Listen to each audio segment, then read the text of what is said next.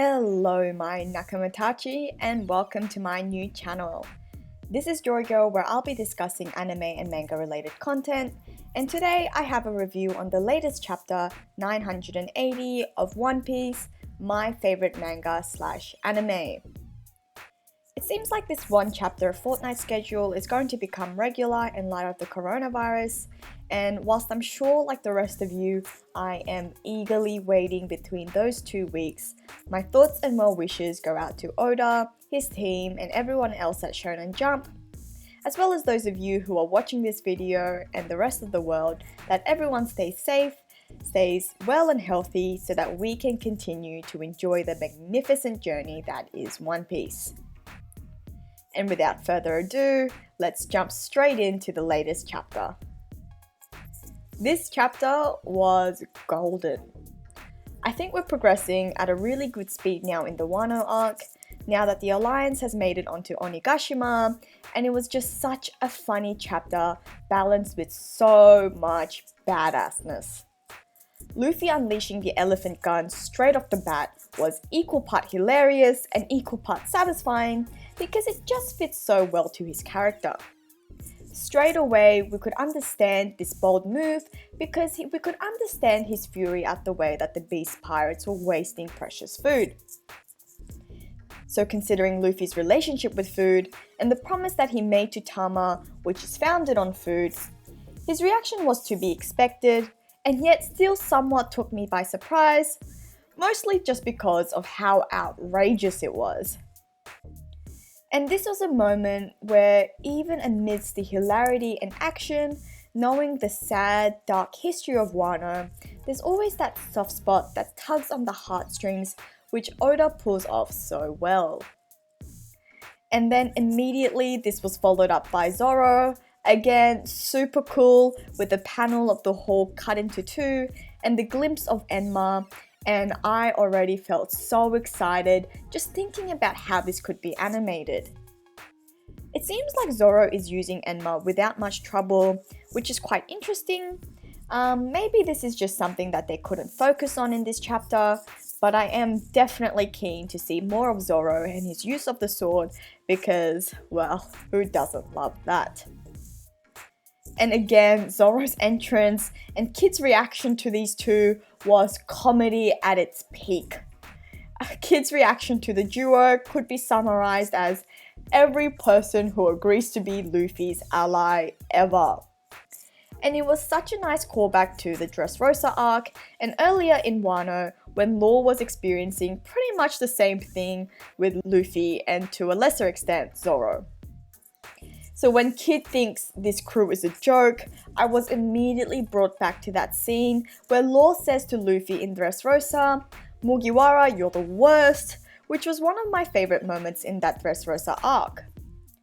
And it's such an apt callback here because Luffy's reply to Law back then, "Hey, you're part of the same generation," is just so fitting to Kid in this situation where one moment after ridiculing Luffy and Zoro, Kid joins in on the action after seeing a poo.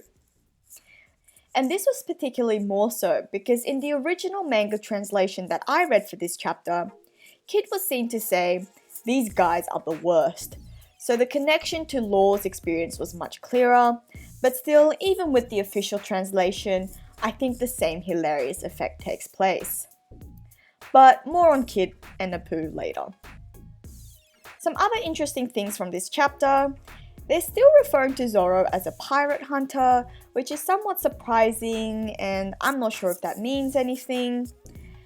Queen also mentions the challenge between the Flying Six and the Calamity here, and that he's personally going to be killing one of the Flying Six. I wonder if he has personal beef with a particular Tobiroppo, and if he does, I wonder who it is. Kaido's crew becomes more and more interesting each chapter, which is something that I mentioned in my last review. I mean, there seems to be a butterfly in this panel, and someone who dresses like a Germa 66. It seems that there's a number or a character on his chest, and he's wearing a similar helmet. Again, lots to look forward to, and maybe it means something, maybe it doesn't. And then we got to see Apu. Apu has been an interesting supernova back from the Saobody arc. Remember, he was the only one that managed to do anything against Kizaru. I mean, I guess it wasn't much, but still. And judging from back then and from the most recent chapter, Apu's devil fruit power seems very unique. I suspect that either he can detach and turn his arms into musical strings, or that his power, being sound related, impacts his opponents internally. If it is the former, it seems that those attachments are barely visible. I actually missed the strings that seem to connect his arm or his hand to his body the first time that I read the chapter. And I wonder if he's just super quick, do his attacks travel at the speed of sound, and how far is his range, as range is something that he seems to mention.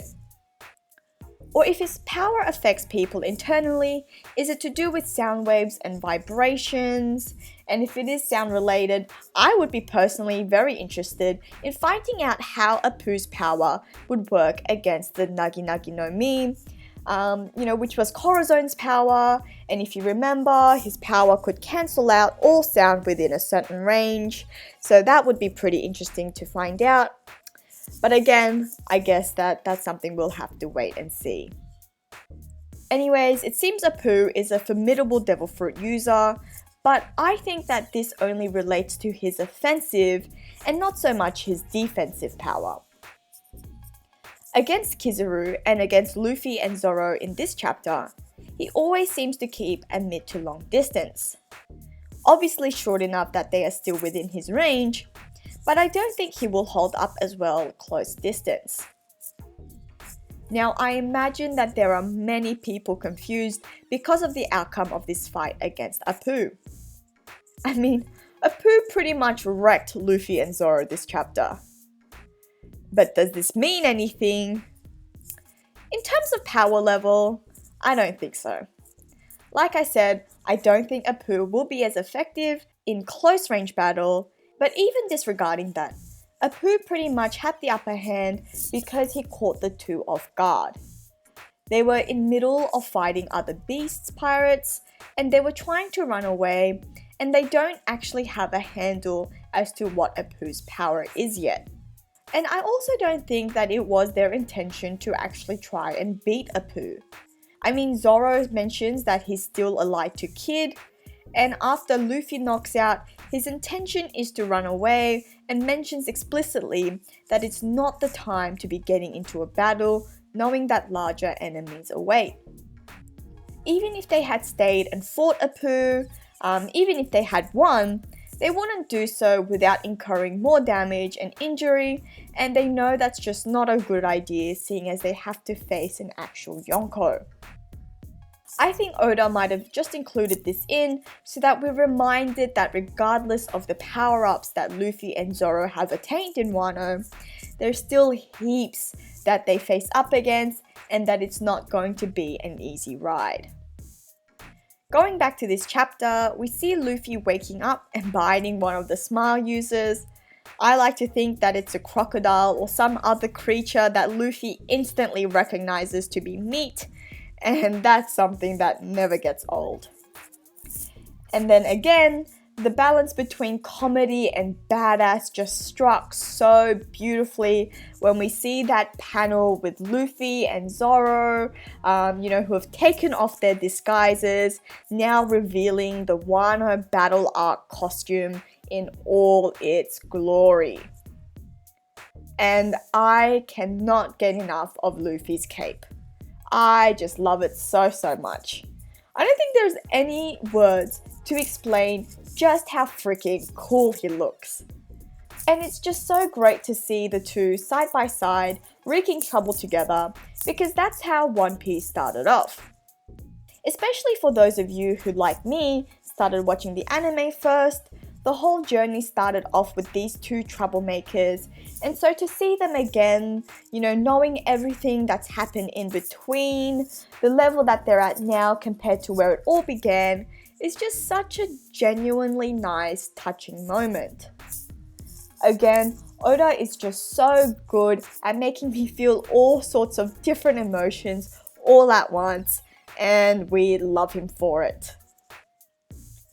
And before we get stuck marveling at that panel for too long, the chapter finishes with a bang with Kid attacking Apu, and this is something that I found interesting for a few different reasons. For one, it seems that Kid's attacks are inspired by punk or rock. His design is like that of quite an extravagant rock star, with his wild red hair, fur coat, and jewellery, although his jewellery he doesn't seem to wear as much. And plus it makes sense knowing his power, which is metal related, as well as the names of his attacks. The name of an attack he used previously was called Punk Rotten, and I think this could be a reference to Johnny Rotten, who is the lead singer and frontman of the punk band Sex Pistols. And then in this chapter, we were introduced to a new attack called Punk Gibson. And this, I think, could be inspired by the Gibson Les Paul, which is a type of guitar commonly used and considered the gold standard for punk music. The other reason why I found Kid's involvement so interesting is because of the glimpses we are seeing of Kid's character. Whilst from his introduction, it seemed like he was quite unlike Luffy in many ways, in particular the power levels, the dreams of becoming Pirate King. He was also portrayed as the opposite side of the coin. When we were introduced to Kid back in Sabaody, we knew of him as the very brutal, very dark counterpart to Luffy. We were told that he caused the death of many civilians and that he killed those who dared to laugh at his dream. Which, needless to say, is a stark contrast to how Luffy reacted when Bellamy and his gang laughed at Luffy's dream. But another thing that set them apart is that Kid had always seemed more strategic, or at least less impulsive than Luffy. He was shocked when Luffy punched the Celestial Dragon back in Sabaody, and it was Kid that suggested the alliance with Hawkins and Apu. And upon first seeing Luffy and Zoro in this chapter, Kid considers them idiots for engaging in battle with the Beast Pirates. So I think it's fair to say that though Kid is ruthless, he isn't what I would say as reckless as Luffy. So for him to be so fired up and attack Apu this chapter, I think says quite a lot about his character. Personally, I think it really shows how much Kid actually cares for his crew, and Killer in particular, which is quite surprising and really nice considering how cold-blooded he seems. I guess we know that these two go way back, and so maybe that's it. Maybe seeing Apu as the one who caused so much trauma for his partner was just too much for him to handle. But I really like that we got to see this, and I am very interested in seeing more of Eustace, Captain Kidd, because I am sure he is going to play a big role in Wano. But that's it from me. Let me know what you guys think. There are lots of questions posed by this chapter. What will happen between Kid and Apu? Now that Luffy and Zoro are undisguised and that their presence are known, how will Kinnamon's plan play out? Which flying sticks was Queen talking about? And most of all, how are you guys surviving the 2 weeks between each chapter? If you liked today's video, please subscribe for more content because I have heaps coming out for all of you fellow anime manga lovers. This was Joy Girl, and I'll see you again in another video.